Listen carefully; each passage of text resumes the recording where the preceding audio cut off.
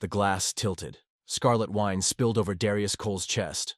Soaking his shirt in a deliberate act of humiliation, the flight attendant's smirk said it all.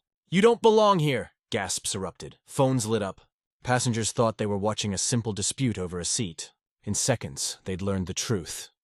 The man they tried to disgrace wasn't just a black passenger. He was the power that could bring the entire airline to its knees. The cabin went silent. Wine dripped from Darius Cole's tailored white shirt onto the plush first-class carpet. A slow, deliberate humiliation poured by lead flight attendant Sarah Whitmore. Her lips curled into a smirk. "Maybe next time you'll book a seat you can actually afford," she said, loud enough for the entire cabin to hear. Phones rose instantly. Passengers whispered, "Jessica." The blonde in seat 2A looked Darius up and down with the smug certainty of someone who believed she knew exactly who he was and who he wasn't.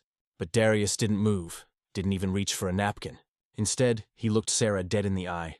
"You have 10 seconds, he said, voice calm but razor sharp, "to call the captain and tell him this flight won't be leaving on schedule." Sarah laughed, a quick nervous sound masked as mockery.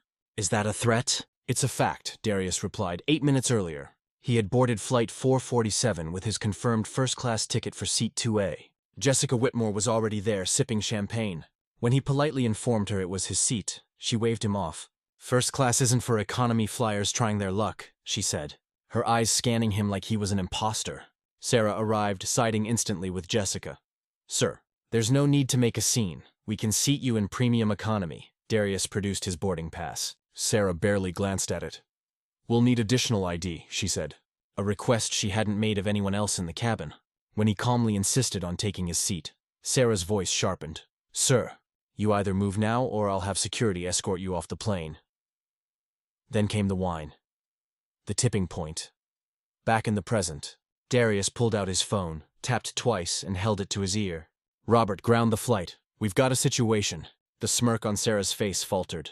"And who exactly are you calling?" Darius didn't answer. He was listening to the CEO of Meridian Airlines, Robert Lang.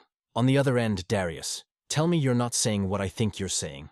"Oh, I'm saying it," Darius replied evenly. "Flight 447, first-class cabin, bias, humiliation, and now assault. You've got crew who think a black man in 2A must be lost. Handle it or I will." A passenger shifted, realizing this was no ordinary argument. Jessica's champagne glass trembled in her hand. Within 2 minutes, the captain appeared, his face pale. "Mr. Cole, my apologies. We've just been informed." He glanced at Sarah, who was suddenly very interested in the carpet. Darius leaned back. "You should be. My company owns 40% of your airline's operating fleet. And as of this moment, this plane isn't moving until these two," he gestured to Sarah and Jessica, "are removed." The murmurs in the cabin turned into open shock. "Sir, that's highly irregular," the captain stammered. "What's irregular?" Darius cut in. "Is an employee physically assaulting a shareholder and partner. What's irregular is ignoring a valid boarding pass because of your own prejudice. I'll say this once. Remove them or I'll remove every Meridian plane from my leasing roster by morning." Security arrived. Sarah's protests grew shrill. "You can't do this. He's just what?" Darius asked, his voice slicing through hers. "A passenger, a black man in first class, or the man signing the lease agreement on the jet you're standing in." Jessica was silent now, her face drained of color.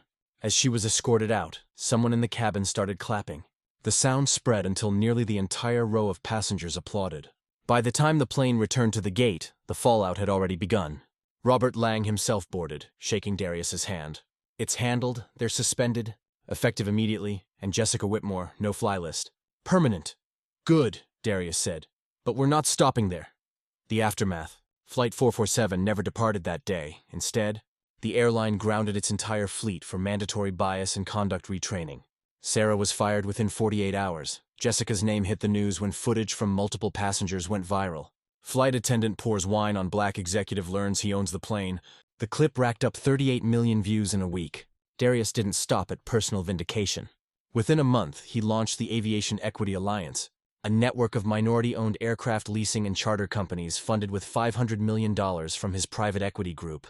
Every participating airline adopted a zero-tolerance bias policy enforced by independent oversight.